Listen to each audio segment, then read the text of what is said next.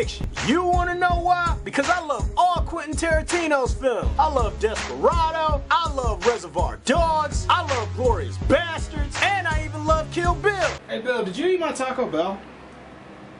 No.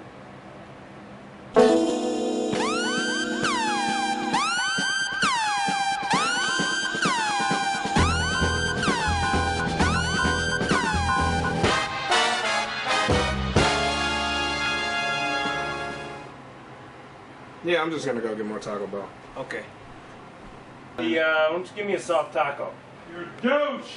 Yeah, we were stuck like that for like 2 hours. So you want to know who Pulp Fiction stars? It stars John Trevolta and Samuel Jackson. And you want to know something? I did a lot of movies that star Samuel, and you know what? I never really talk about him. But you gotta know, every freaking role he has ever done, he's always playing a badass motherfucker. And you want to know what? That's exactly what his wallet says in this movie. No matter where he is, if it's snakes on a plane, if he's a fucking CIA agent, or he's just a Jedi. Yes, he was the first freaking black Jedi. I want to be a Jedi.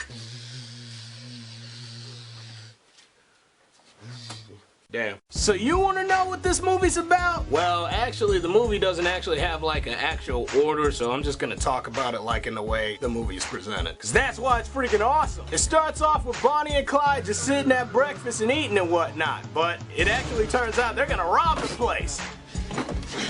Everybody be cool, this is a robbery! Any of you fucking pricks move!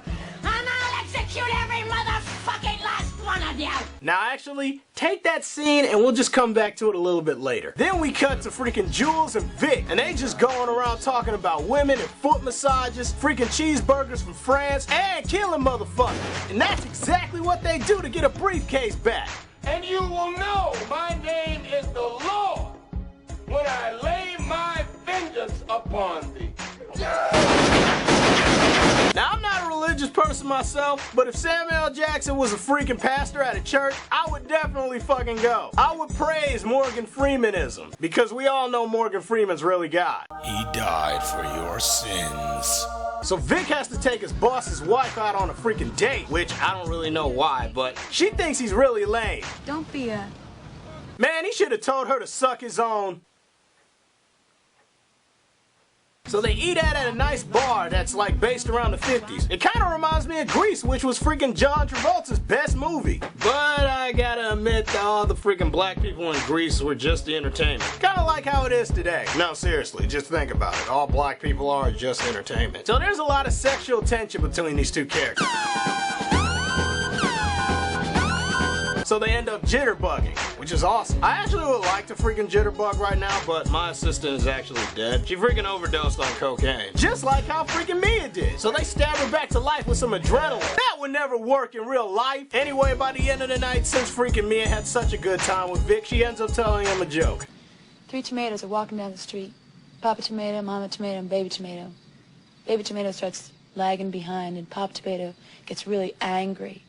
Goes back and squishes him. Says, ketchup. The daddy killed the baby. So let's go back in time with Christopher Walken, because this is like his legendary scene, because it was about him talking about a watch that he shoved up his ass. I hid this uncomfortable hunk of metal up my ass 2 years. But that's when Bruce Willis wakes up, and he has to fight fucking Pacquiao and take the fall for it. But I don't think he needs to take a fall if he's fighting Pacquiao, because he would have kicked his ass either way. Bitch! So he ends up going home at the end of the night, and he has a lot of freaking foreign chicks talking to him and having sex with him. And the nicest thing is, man, these foreign chicks are freaking hot. But I don't know what their ethnicity is, I just know that they're really hot. But that brings me to a question. We are really attracted to a lot of foreign people, and I want to know what country has the sexiest foreigners? Anyway, it turned out that Bruce Willis' sexy wife didn't get his freaking watch, so he has to go home and get it. Yes, I'm totally gonna drive all the way home where there's gangsters looking for me just to get a watch that my father shoved up his own ass for 5 years. He goes home, and that's when he sees John Trevolta just sitting on the toilet waiting for him.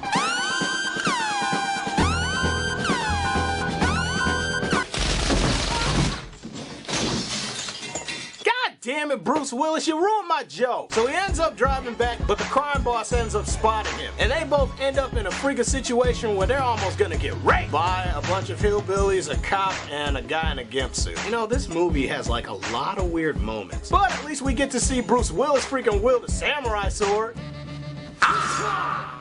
So the plot pulls back on Jules and Vic, but they end up shooting the guy in the back. Way to go, white boy. So they take him to the director's house where we get this really awesome scene. I don't need you to tell me how fucking good my coffee is, okay? I'm the one who buys it. I know how good it is. When Bonnie goes shopping, she buys shit. I buy the gourmet expensive stuff because when I drink it, I want to taste it. But you know what's on my mind right now? It ain't the coffee in my kitchen. It's the dead nigger in my garage. Oh, Jimmy, don't even worry about it. Don't think about anything. I want to ask you a question. When you came pulling in here, did you notice a sign on the front of my house that said dead nigger storage? Jimmy, you know I ain't seen no shit. Did you notice a sign in the front of my house that said dead nigger storage? No, I didn't. You know why you didn't see that sign? Why? Because it ain't there, because storing dead niggers ain't my fucking business, that's why. So the old dude from Reservoir Dogs, I don't know what else he starred in, comes over and he clears everything up, hoses everybody down, and freaking Jules and Vic go to a freaking restaurant where we pick up where we started. At the start of the movie. Yeah, it turns out they're in the same freaking diner where the freaking Bonnie and Clyde are gonna rob the place. So Jules end up giving the couple all of his money in his wallet. They end up not shooting anybody. And they just leave the freaking restaurant and freaking Jules leaves the crime scene forever. And that's the end of the movie. And I gotta say, this is my favorite freaking movie. Who doesn't like this movie? Pulp Fiction is what true freaking independent filming should be. Even though it's not really an independent film. It also takes scenes from other movies that I haven't even seen before because I've only been alive for freaking 21 years. But I wanted to say that I freaking love this movie, and I gotta say, if you haven't seen it, fucking see it already. Damn! I'd like to give a shout out to freaking Nick the Critic. Be sure to freaking subscribe to him. Hi guys, I'm Nick the Critic. Connect the cuts, connect the cuts, connect the cuts, connect the cuts, connect the cuts, connect the cuts, connect the cuts, connect the cuts, connect the cuts, connect the cuts, connect the cuts, connect the cuts, connect the cuts. Man! And now that I'm done with this review, I'm finna go to McDonald's. Get me a freaking Royale with cheese!